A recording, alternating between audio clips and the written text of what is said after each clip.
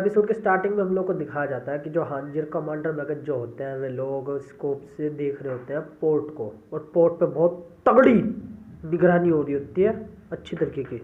जिसके बाद commander maggot कहते हैं कि अगर उन्होंने बोट को तबाह कर दिया तो सब कुछ खत्म हो जाएगा, लेकिन वे अभी तक ऐसा कर क्यों नहीं रहे हैं। जिसके बाद हांजी कहती है पता नहीं, ऐसा हो सकता है कि उन्हें ऐसा लगता हो कि हमारे जैसे फिलहाल करंटली हालात चल रहे हैं उन पर हम एरन को रोक नहीं सके।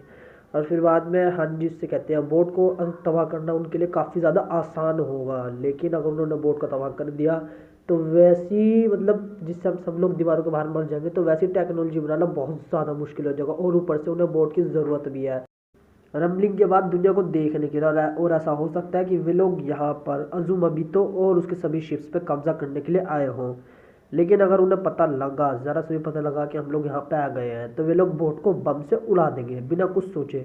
भले हमारे पास टाइटन्स की शक्ति है, लेकिन फिर भी उन्हें हराना बहुत ज़्यादा मुश्किल होगा। जिसके बाद कमांडर मैगट कहते हैं कि अगर हमें करना ही होगा कि अगर हम ये नहीं कर सकते तो फाउंडिंग टाइटन को रोकना तो भूल ही जाओ। जिसके बाद वे लोग उठने लगते हैं, लेकिन हांजी तभी कुछ शॉक हो जाती है, कुछ देख के वे लोग वहीं पर रुक जाते हैं। कमांडर मैगट कह रहा होता है हमें एक प्लान चाहिए, लेकिन कमांडर मैगट रुक जाता है हांजी को देखे कि हांजी अभी तक के नहीं आई। फिर उसके वो हांजी को मुड़ के देखता है तो वो देखता है हांजी ऊपर देख रही होती है। फिर उसके बाद कमांडर मैगट जो होता है वो भी ऊपर की साइड देखता है, तो वो देखता है कि ऊपर जो होता है वहाँ पे चारों तरफ स्मोक मतलब भाप स्टीम हो रही होती है। मतलब ऊपर देखता है ना वो बादल एक साइड भाप इस तरफ। इससे साफ साफ वे समझ जाते हैं कि कुछ टाइटन तो ऐसे होंगे जिन्होंने अभी तक के पैराडाइज को क्रॉस भी कर लिया होगा, और कुछ तो शायद ऐसे भी होंगे जो मार्ले के अंदर भी एंटर कर चुके होंगे। जिसके बाद हम लोग को दिखाया जाता है कि सब लोग जो होते हैं वे एक जगह पे इकट्ठे हो जाते हैं, और इकट्ठे होने का एनी जो होती है वो सबसे कह रही होती है कि सब लोगों को एक बारी में ही मारना पड़ेगा। ये एक लौता तरीका है बोट को हासिल करने का, जिस पे कि आर्मीन और ये सब होते हुए थोड़ा मतलब वे अपने हाथों से अपने सैनिक को नहीं मारना चाहते। फिर उसके बाद एनी कहती है इसमें हमें सभी टाइटन्स और तुम्हारे हथियारों की ज़रूरत पड़ेगी, समझे। लेकिन उनमें से जो होता है कोई भी कुछ नहीं बोलता, और फिर एकदम शांति होती है। फिर बाद में कोनी बोलता है 1 मिनट रुको। फिर उसके बाद नहीं कहती है क्या हुआ, लेकिन फिर उसके बाद कोनी दोबारा चुप हो जाता है। और मिकासा कहती है हमने कोई लापरवाही की तो अज़ुमाबितो को भी नुकसान पहुंच सकता है। और फिर उसके बाद कोनी भी कहता है हाँ। और जैसा कि आप हम लोग को पता ही है, एनी जो है वो ऊट पटांग जवाब देती है, और ऊट पटांग हरकतें करते हैं उससे किसी से फर्क नहीं पड़ता, किसी की भी बेइज्जती कर देती है। इसी तरह से एनी जो होती है यहाँ पर भी उल्टा जवाब देती है, और कहते हैं हमें तुम्हारे दूर के रिश्तेदारों की परवाह क्यों करे, उन्होंने हमारे देश पर ही तो हमला किया था जैसा कि हमने नहीं सोचा था। फिर बाद में जो पीक जो होती है वो बात को काट देती है, वो कहती है कि नहीं अज़ुमाबितो को मारने से परेशानी हो सकती है एनी। जिसके बाद इन्याकुमुन कहता है हाँ सही कहा, मैं उस बोट को अकेला चला तो सकता हूँ, लेकिन मुझे उस बोट को मतलब बिना अज़ुमाबितो के उसकी हम जो है उसके पंख नहीं खोल सकते, जिसकी वजह से वो बोट रह जाएगी। उसके पंख अभी मुड़े हुए हैं ताकि उसे कहीं बाहरी भी ले जाने में आसानी होगी, पर सिर्फ उनके पंखों को खोल देने से काम नहीं चलेगा। और फिर बाद में इन्याकुमुन कहता है हमारा असल प्लान ये था कि उसे हैंगर ले जाकर उसकी सर्विसिंग कराएंगे, थोड़ी ट्रेनिंग के बाद उसे चलाएंगे। फिर उसके बाद राइनो कहता है इसमें कितना वक्त लगेगा। जिसके बाद इन्याकुमुन कहता है कि कुछ नहीं पता, ये सब कुछ अज़ुमाबितो के ऊपर ही निर्भर करता है। फिर बाद में जो मिकासा जो होती है वो अपने हैंड की तरफ देखती है और सोचती है, और एनी जो होती है वो अपने स्टाइल में आगे कहती है अच्छा मतलब तब तुम्हें अज़ुमाबितो की हिफाजत भी करनी होगी जब वो बोट की सर्विसिंग कर रही होगी, और साथ ही उन याग्रिस्ट को भी नहीं मारना है जो हमें रोकने के लिए आएंगे, है ना। और फिर बाद में वो जीन कहता है बिल्कुल हम उन्हें तब से जानते हैं जब हम लोग कैंडिडेट्स थे। फिर बाद में एनी कहती है तो तुम्हारा प्लान क्या है बताओ, बिना किसी को मारे तुम अज़ुमाबितो के लिए कैसे वक्त निकालोगे ताकि वो उस बोट की सर्विस कर सके। बताओ आर्मिन तुम्हारे पास अब कोई बढ़िया प्लान नहीं है जैसे मेरे वक्त पे था।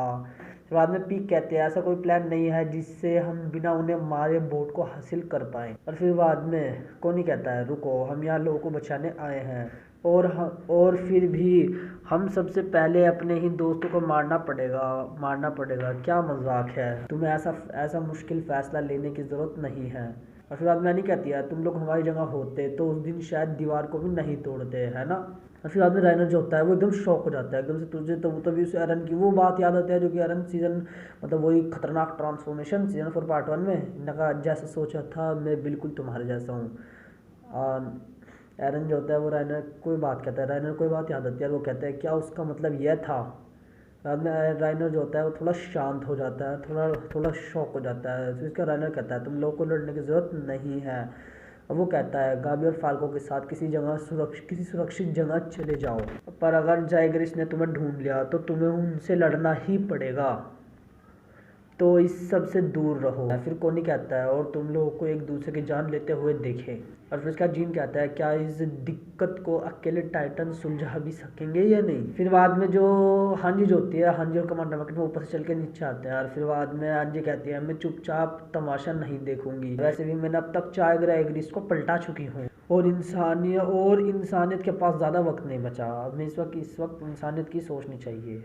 फिर क्या हांजी बताती है मैंने टाइटन्स को बहुत सारी भाप छोड़ते हुए देखा, समुद्र पार करते हुए देखा है और उनकी स्पीड से लगता है वो मार्ले पहुंच गए होंगे। नॉर्थ ईस्ट के सारे शहर अब तक तबाह भी हो चुके होंगे, किसे पता था वो इतनी जल्दी समुद्र पार कर लेंगे, ना जाने कितने लोग अब तक मर चुके होंगे, ये बात हांजी कहती है।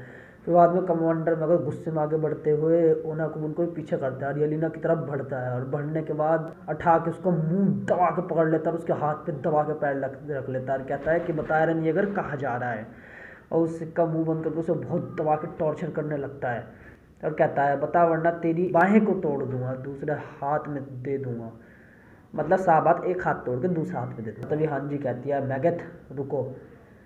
तभी मैगथ जो होता है कमांडर मैगथ जो होता है वो येलिना को छोड़ देता है और कहता है, और कमांडर मैगथ कहता है घबरा मत, मैं तुझे नहीं मारूंगा नहीं।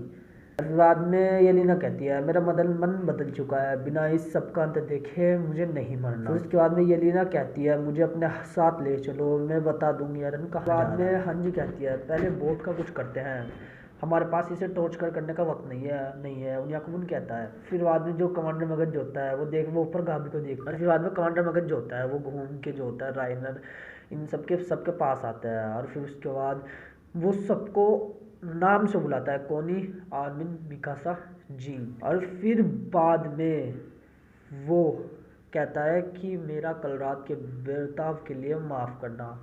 और फिर बाद में वो एक ऐसी बात बोलता है, फिर बाद में कमांडर मगध एक ऐसी बात बोलता है जिसे मैं क्या बताऊँ, अगर ये बात इन मार्लियंस को बहुत पहले ही पता लग जाती तो क्या बिगड़ जाता, इतना खून खराब बिना होता, इतना सब कानून को देगा, लेकिन कोई नहीं दे रहा है, दुरुस्त है। वो कहता है हम गलत थे, लिटरली इसके शब्द सुन के मैं तो शौक हो गया था भाई, बिल्कुल इंसाफ की बात मेरे मुंह से शोभा नहीं देती। तब वो कहता है मैं बेवकूफ़ था जो अपने किए को सभी पे थोपने की कोशिश कर रहा था, मैं डरता था यह देखने से कि मैं भी एक मार्लिन तुम में से किसी की गलती नहीं है, तुम्हारे पूर्वजों की गई सजा तुम्हें देना गलत है, अब जाके भाई साहब जी को अकल आ गई। और फिर बाद में वो घूमता है और कहता है राइनर अपनी पूरी जिंदगी दुनिया की नफरत सहने की जरूरत नहीं है, लेकिन यह हमारा फर्ज है इस खूनी इतिहास को ना भूलकर इसे आगे की पीढ़ियों को पढ़ाना। एरन येगर सब कुछ तबाह करना चाहता है जो माफी के काबिल नहीं है, जब तक हम अपनी बेवकूफ़ियों से मुंह फेरते रहेंगे ऐसे ही बर्बादी होती रहेगी। फिर बाद में जो सबके सब देखने में शौक होता है कि भाई यार ये क्या कह रहा, भाई जी कमांडर मगध पहली बार ये कैसी बातें कर रहे, गाबी और फाल्को तक हैरान हो रहे, इन्होंने कहा ये क्या कह रहे हैं। फिर तभी वो बहुत तगड़ी चीज़ें कर रहा है, फिर उसका वो एक और तगड़ा सीन करता है जो मैंने नहीं सोचा था कि वो ये भी करेगा, वो लिटरली झुक जाता है और कहता है लेकिन प्लीज़ बस इस बार तुम सब हमारी इस बेवकूफ़ी से मुंह फेर लो जब तक यह खून खराबा ख़त्म नहीं हो जाता। फिर उसके बाद आर्मिन कहता है मैं हाथ पे हाथ धरे बैठा नहीं रहूँगा। और फिर बाद में कमांडर मगध जो होता है वो उठता है और वो हैरान हो जाता है आर्मिन की बात सुनकर।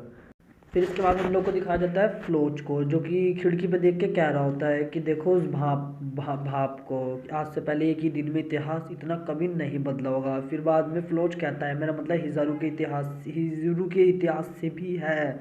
फिर बाद में फ्लोच कहता है उसकी सारी सभ्यता मिट जाएंगी और उसका नया अवतार में पुनर्जन्म होगा। और फिर बाद में फ्लोच कहता है आपको अब घबराने की ज़रूरत नहीं है और फिर बाद में अज़ुमाविते थोड़ा नॉर्मल होते हैं और वो उसके पीछे आ जाता है और कहता है मिस आइलैंड को विजिट करने पर ध्यान दीजिए। और फिर उसका फ्लोच कहता है किस्मत से हिजुरू के सबसे शानदार इंजीनियर्स यहाँ मौजूद है, क्यों। और फिर बाद में वो दिखाते हैं कि वहाँ पे बहुत सारे इंजीनियर बैठे होते हैं वो काफ़ी ज़्यादा डरे हुए होते हैं। और फिर बाद में फ्लोच जो होता है उनको एक के बाद एक टपकाते हुए टपकाता रहता है, मतलब जो भी बदतमीजी कर रहा है उसे टपका रहा है, एक के बाद एक लाश पे लाश लेके जा रही है। फिर उसका फ्लोच कहता है अगर आप अपने ही और आदमी को खोना नहीं चाहती तो जैसा मैं कह रहा हूँ वैसे ही करो। बाद में ये जो हिजुरू के क्योमी जो होती है वो थोड़ा नॉर्मल होती है और कहते हैं सॉरी पर मुझे तुम्हारे अच्छे मूड को बिगाड़ना पड़ेगा। जिसके बाद जो अज़ुमावितो जो होती है क्योमी सान जो होती है वो कहती है तुम किस बदलाव को लेकर इतना खुश हो रहे हो। फिर बाद में फ्लोच थोड़ा हैरान होता है। फिर बाद में और कहती है अगर तुम्हें लगता है कि पैराडाइज आइलैंड अब सेफ होगा तो तुम गलत। फिर बाद में कोमी कहती है तुम बस दुनिया को बचाना, तुम बस इसी दुनिया को छोटा कर रहे हो, तुम लोग बहुत जल्द आपस में लड़ना शुरू कर दोगे। फिर बाद में फ्लोच इस बात पे कहता है कि शायद तुम सही कह रही हो क्योंकि मुझे भी कुछ ऐसा ही लग रहा है, पर सब अपनी औकात जान ले ये बहुत ज़रूरी है। फिर बाद में फ्लोच वही करता है जो कि वो हमेशा से करता आ रहा है सीजन 4 में से, उठाता है बंदूक सीधा क्यूमी की गर्दन पर रख देता है, कहता है हमें हिजुरू की टेक्नोलॉजी की ज़रूरत नहीं है। अगर हमने यह तय कर लिया कि हमें समुद्र की सैर करने की ज़रूरत नहीं है तो प्रॉब्लम जल्द से जल्द ख़त्म हो जाएगी, समझी। फिर बाद में उन लोगों के साइंटिस्ट डर। फिर बाद में फ्लोच जो होता है वो बंदूक पे प्रेस टैप करने वाला होता है, एकदम से आवाज़ आती है फ्लोच तुम कहाँ हो, जो कि आर्मिन से आवाज़ लगाता है। फिर बाद में वो देखता है बाहर झाँक के कि आर्मिन और कोनी जो होते हैं वे लोग वहाँ पर अपना नॉर्मल खड़े होते हैं। और फ्लोच जो होता है उन्हें देख के काफ़ी ज़्यादा शौक हो जाता है और वो कहते हैं कि चीख क्यों रहे हो, कहाँ थे तुम। बाद में आर्मिन कहता है कि मैं कार टाइटन का पीछा कर रहा था, वो आर्मर के साथ है, वे लोग तैर कर भाग रहे हैं, जल्दी हमें उड़ने वाली बोट दो, हम लोग उनका पीछा करेंगे, हम लोग उन्हें भागने नहीं देंगे। अज़ुमावितो को बोलो वो उसे तैयार करें। हम वहाँ के सभी सैनिक जो होते हैं वो काफ़ी ज़्यादा हैरान होता है ये चीज़ सुनकर। फ्लोट कहता है तुम क्या है। फिर उसके बाद आर्मिन कहते हैं कि तुम क्या कर रहे हो, तुमने कार टाइटन का पीछा क्यों नहीं कहा, जाहिर है कि वो साउथ की तरफ भाग रहे होंगे, उन्होंने जीनो उन्याकून को मार डाला। और फिर बाद में आर्मिन को नहीं होता है वो कहता है आर्मिन बोट वहाँ है। फिर दोनों के दोनों जो होते हैं वे लोग बोट के साइड जा रहे होते हैं और फिर उसके आर्मिन कहता वो जाता है कि अज़ुमावितो के मैकेनिक्स को वहाँ पे तुरंत भेज दो।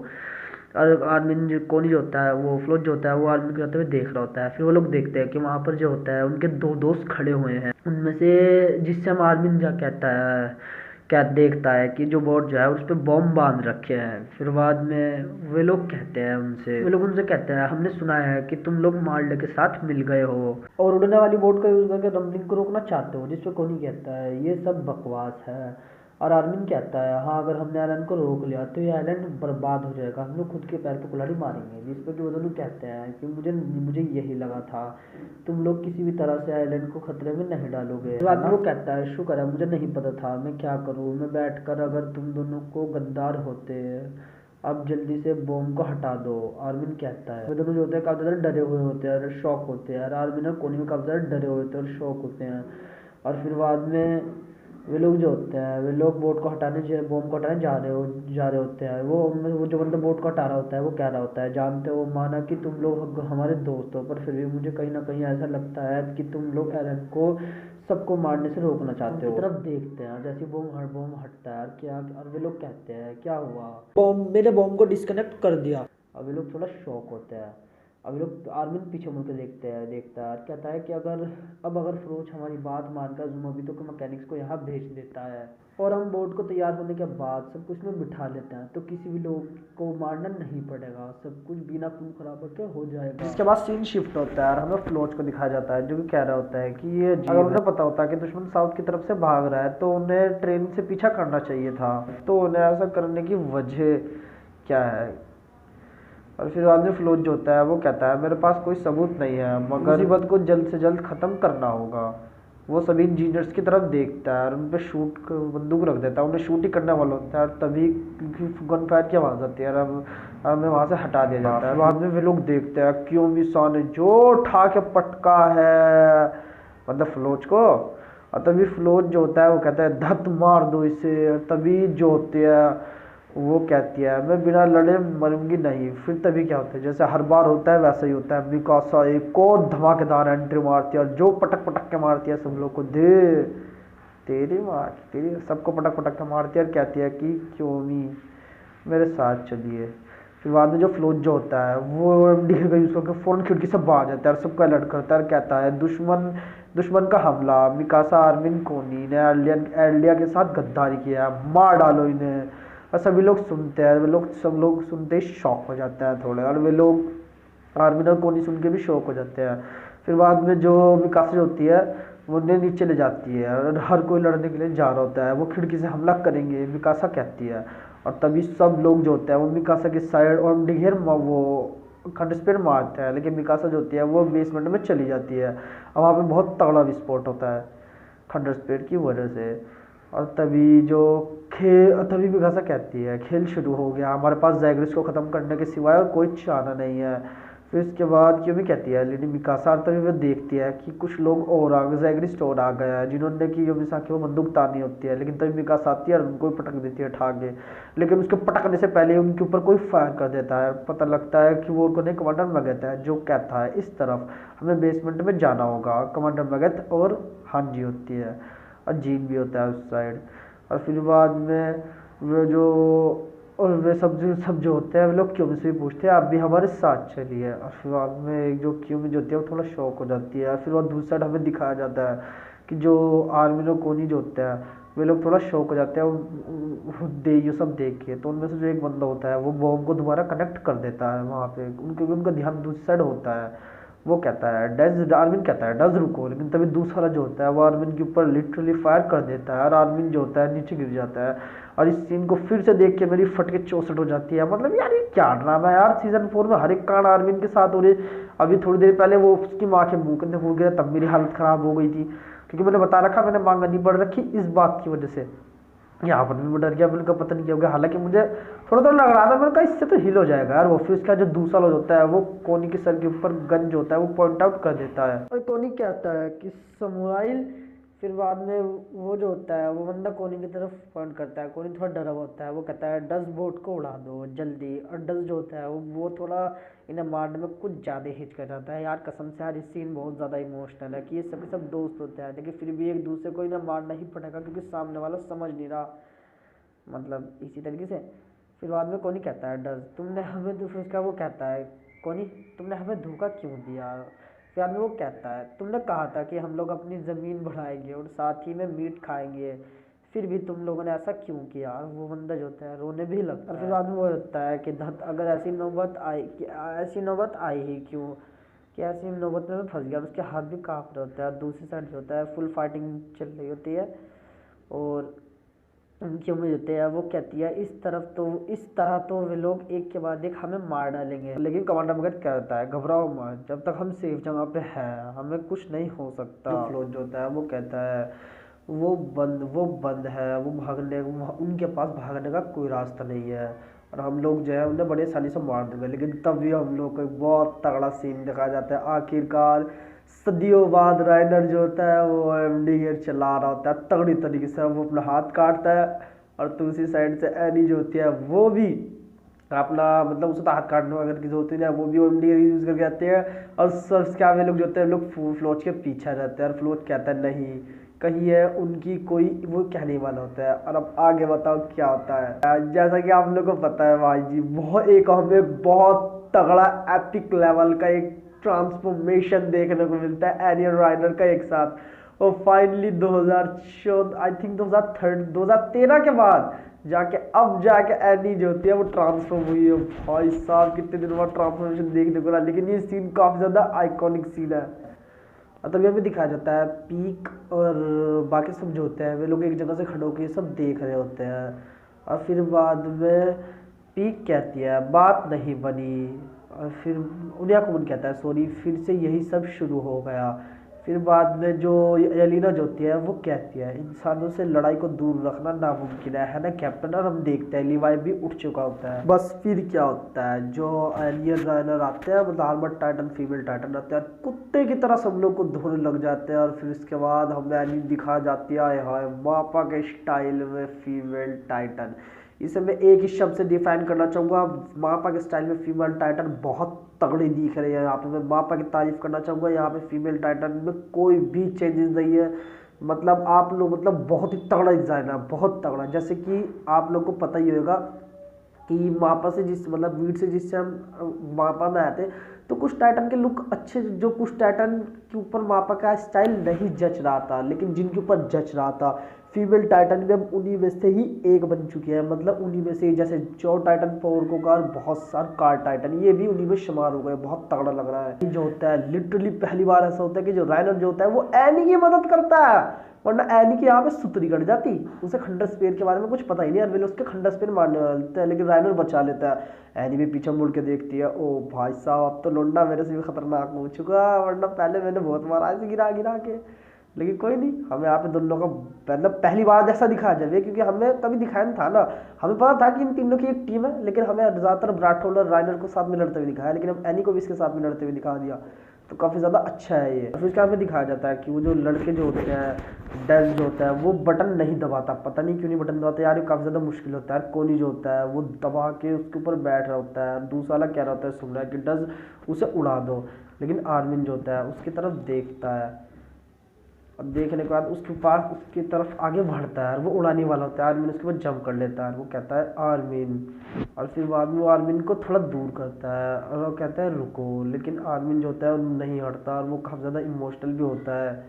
और फिर बाद में जो आर्मिन की साइड, आर्मिन के ऊपर वो गन पॉइंट कर देता है। फिर बाद में कोनी कहता है आर्मिन, और दूसरा वाला कहता है गद्दार क्यों, हम सब तो दोस्त है ना, क्यों। और वे लोग रो रहे होते हैं, और तभी कोनी कहता है तुम हो हमारे दोस्त, तभी वे लोग इमोशनल होते हैं, और तभी आर्मिन जो होता है वो भी काफ़ी ज़्यादा शौक होता है। तो आर्मिन सोचता है ब्राटहोल्ड के वही बात जो सीजन 2 में कहता है किसी को तो यह करना ही पड़ेगा, और तभी जो कोनी जो होता है वो उसके हाथ से बंदूक छीनता है, दूसरे वाली की तरफ रख के मार देता है। ओ भाई, और आर्मिन जो होता है वो लिटरली मर भी लाश बन जाता है, और कोनी जो होता है वो रो रहा होता है, और तभी वो दूसरी वाले की तरफ देखता है, वो क्या है रुको, और वो दूसरे वाले को भी मार देता है।